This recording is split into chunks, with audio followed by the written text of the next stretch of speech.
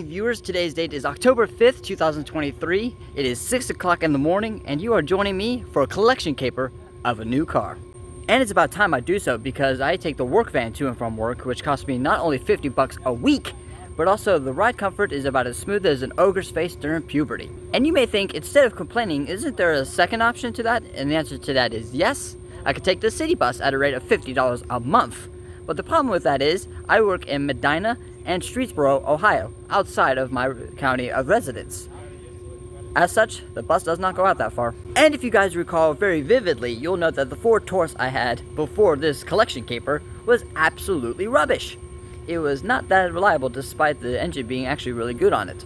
And for the YouTube viewer who thought I was buying a SATURN S series, just note that you're absolutely positively wrong.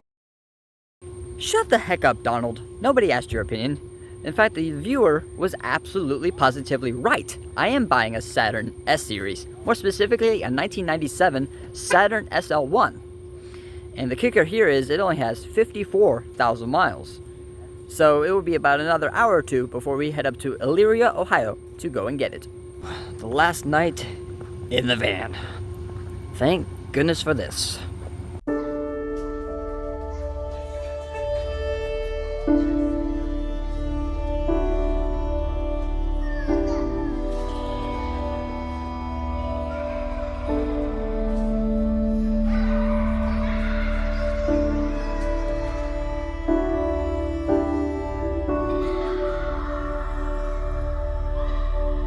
Well, after about a 45-minute van ride home, I am now surrounded by cuteness. My friend Ethan, the one who took me up to Dearborn, Michigan about 3 or so weeks ago, is now officially on his way. I got the money for the SATURN, and it will be go time before I know it.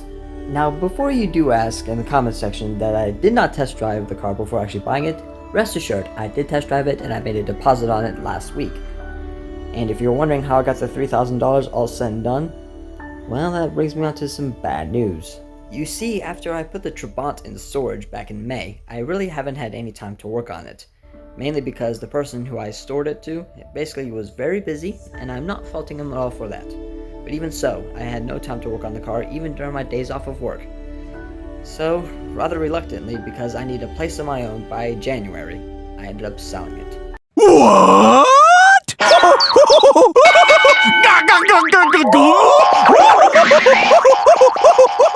Yeah, it was definitely not an easy thing for me to do because I told you guys I bought it twice, it was my baby, I refused to sell it a second time. But sometimes needs have to be met, and it was by far the hardest decision I have ever to make this year. Luckily, however, it is going to a good home. The guy who I bought it off of up in Trumansburg, New York is the guy buying it back from me. So hopefully when I get a place of my own, because I've been living with my grandfather since I was discharged from the hospital on August 20th, hopefully when I get a place of my own, I can start saving up to buy it back a third time. Alright, we are hitting the road. It's going to be about another 50-minute drive.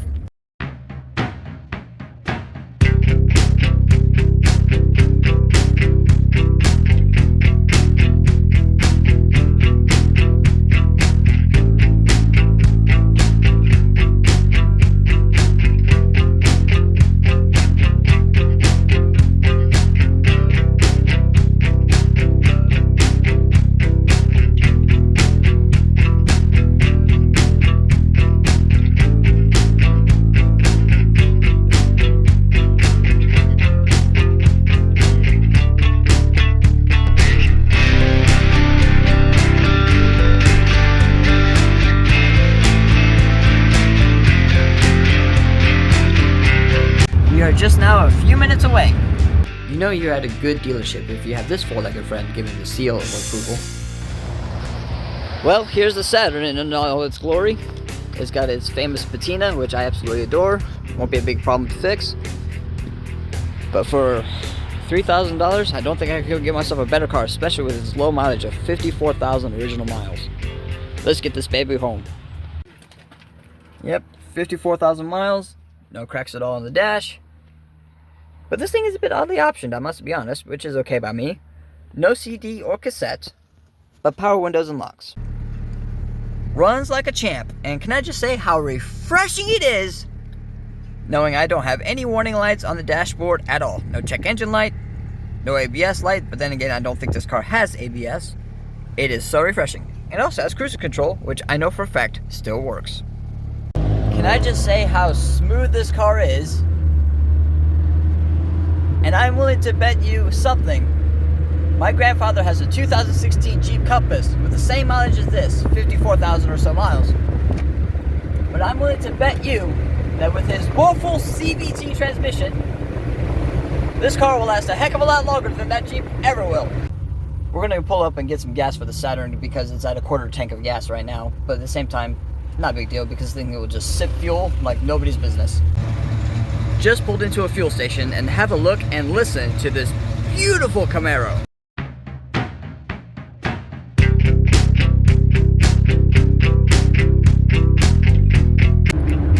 Freedom! It is amazing to think that this car had a quarter tank of gas and 20 bucks filled the tank. I have high hopes that this thing will get exceedingly good gas mileage. Probably the best by far of any car I've ever owned. And my grandfather may not like the fact that I am driving what is a 27-year-old car. But with his Jeep being 8 years old, it is subject to bi-yearly emissions tests. Which is stupid because in Ohio, which has 88 counties, 7 counties require emissions testing. But that does not apply to cars 25 plus years old. They are exempt. So therefore, so is this one.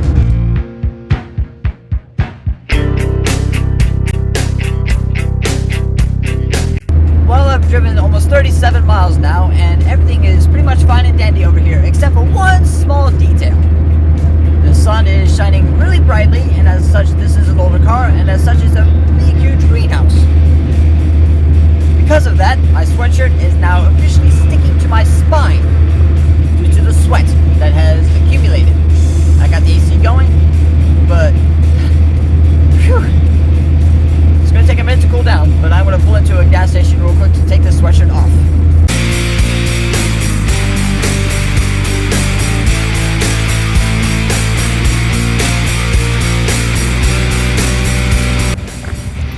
Right, we finally stopped somewhere. As you can see, the Saturn's right behind me as well as Ethan's Lincoln. So I'm just stopping here at this local gas station real quick to grab some beverage because let's just say it's getting a bit stuffy in that car.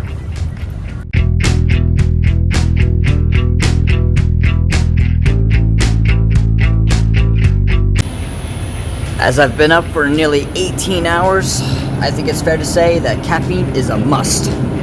But what flavor should I choose? There's so many to choose from. There's Voltage, ooh. Choices, choices, choices. Let's go for the Major Melon.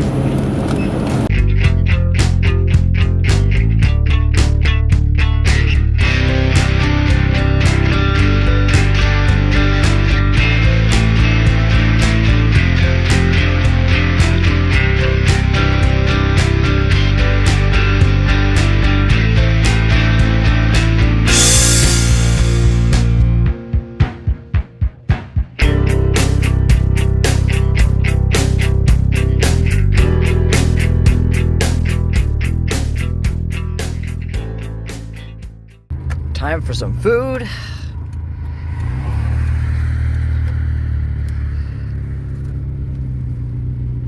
This place looks a little packed, but that shall do. I do not like to sound like Jeremy Clarkson, but I believe to say that this is the biggest burrito in the world. 75 miles later and we're back home. I was able to find in the trunk some rather nifty and rather mint Rubbermaid branded floor mats for the front and rear, and overall, generally speaking, I am pretty impressed with this little car. And you may be thinking, wow Nick, that car actually looks pretty clean for its age, no signs of rust anywhere. And that's because Saturns of this era were made of plastic instead of regular sheet metal. Only the hood, roof, and I believe the trunk are the metal parts of the car. However, viewers, I am so tired that I could definitely use a nap, so you'll join me later when I start the Q&A part of the video. Alrighty viewers, it is now time, ouch, it is now time for the Q&A part of the video. After napping for about 3.5 hours and then spending another 3 hours driving to the Pennsylvania border and back, I swear I don't have a procrastination issue. Says nobody ever. Apparently this old Saturn likes to attract stink bugs. And I'm also thinking about swapping out the hubcaps. Unlike last time I did a Q&A video where I received just 2 questions, I received hundreds of questions this time. Okay, I'm lying. I only received 2 questions this time, just like last time. But unlike last time, I have a beard now, which is going to go away as of this evening. Also, can I just say that I absolutely hate what Ohio has done with their temporary tags.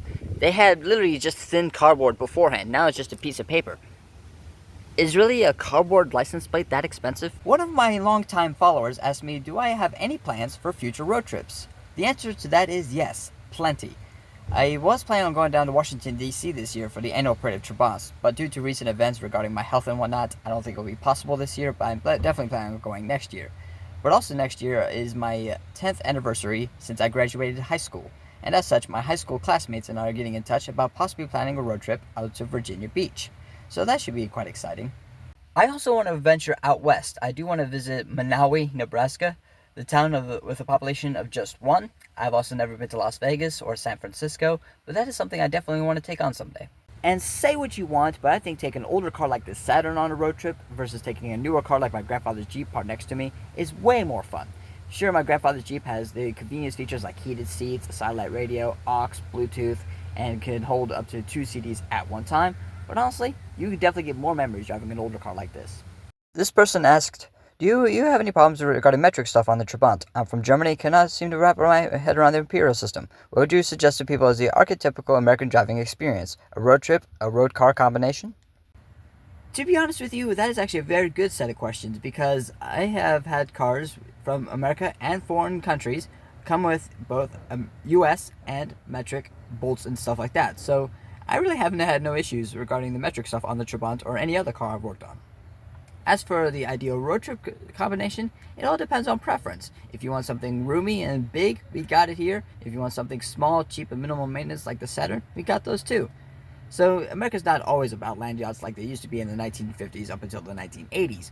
So yeah, whatever car you want to choose to take a road trip on is perfectly acceptable. I mean, shoot, the Saturn may be basic, but I think it will do a road trip just fine.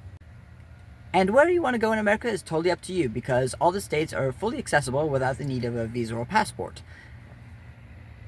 And what's also crazy about where I live in Akron, Ohio is just how close everything really is. I live I'd say about 70 miles away from the Canadian border, but even so, if I were to drive by car, I can get to Niagara Falls in about 4 hours and Washington, D.C. in about 6 hours. Memphis, Tennessee, about 8 hours. And if you really want to go even further, if you want to get out of the time zone, for instance, Chicago is about another 6 hours away. So, really, the sky's the limit. And if you really want to venture out to, let's say, Alaska and Hawaii, you'll need a passport to get through Canada. But even then, it's pretty easy. Hawaii might be a little tricky. You can't get there by car. Anyhow, viewers, the sun is now coming out and blinding me half to death. So I'm going to end this video here. So thank you so much for watching. Don't forget to like, share, and subscribe for more content. And I'll have more videos of the Saturn and other cars coming along soon.